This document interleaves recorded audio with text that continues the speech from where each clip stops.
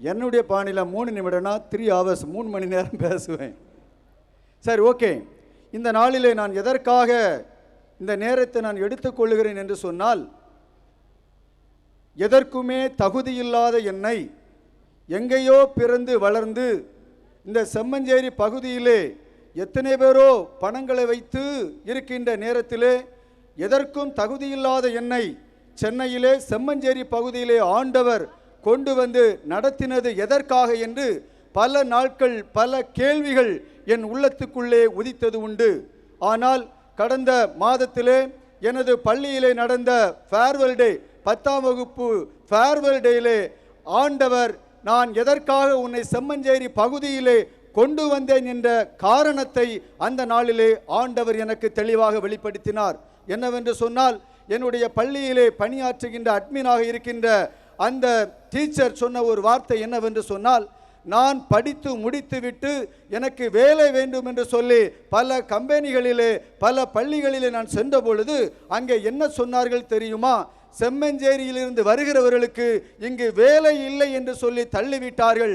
ஆனால் இங்கே வேலை கிடைக்காதா என்று சொல்லி வந்த பொழுது நீங்கள் உடனே என்னை எடுத்துக்கொண்டீர்கள் என்று சொன்னார்கள். நான் சொல்லுகிறேன், செம்மஞ்சேரி என்று சொன்னால் உலகம் தள்ளலாம், ஆனால் ஆண்டவர் ஒருபோதும் தள்ள மாட்டார். அவரிடத்தில் யார் வந்தாலும் அவர்களை ஜொலிக்க பண்ணுவார் என்பதில் நான் சொல்லுகிறேன்.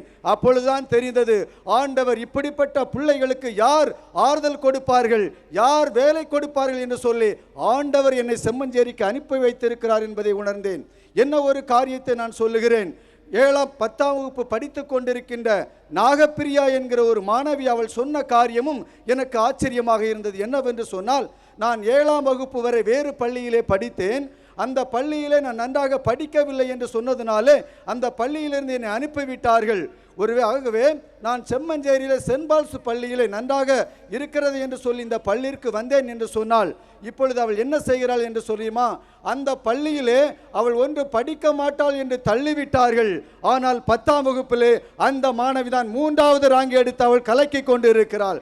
அப்படி என்று சொன்னால் என் ஆண்டவர் ஜீவன் உள்ளவர். இந்த இடத்திலே எப்பேற்பட்ட பிள்ளைகள் படிப்பிலே பின்தங்கியவர்களாக இருந்தாலும் என் ஆண்டவர் ஒருவரால் மாத்திரமே இந்த செம்மஞ்சேரியில் வாழ்கிற பிள்ளைகளை ஜொலிக்க முடியும் என்பதில் நான் சொல்லுகிறேன். பாருங்கள், இப்படிப்பட்ட நிகழ்ச்சிகளை நடத்துகிறதெல்லாம் நினைக்கலாம், யார் என்று சொன்னால் இந்த செம்மஞ்சேரி பிள்ளைகள் தான் நடிக்கிறார்கள். எல்லோரும் என்னிடம் கேட்பார்கள், இன்டர்நேஷனல் லெவலில் பிள்ளைங்க நல்லா இருக்கிறாங்களே. ஆமாம், அது பிள்ளைகள் அல்ல, பிள்ளைகளோடு இருக்கிற கடவுள் பிள்ளைகளை இயக்குகிறாள் என்று சொல்லி நான் சொல்லுகிறேன்.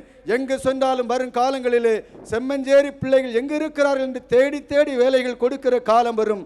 ஆகவே தான் கடவுள் அந்த இடத்திலே பள்ளியை வைத்திருக்கிறார். இன்னும் கடைசியாக ஒரு வார்த்தையை சொல்லுகிறேன்.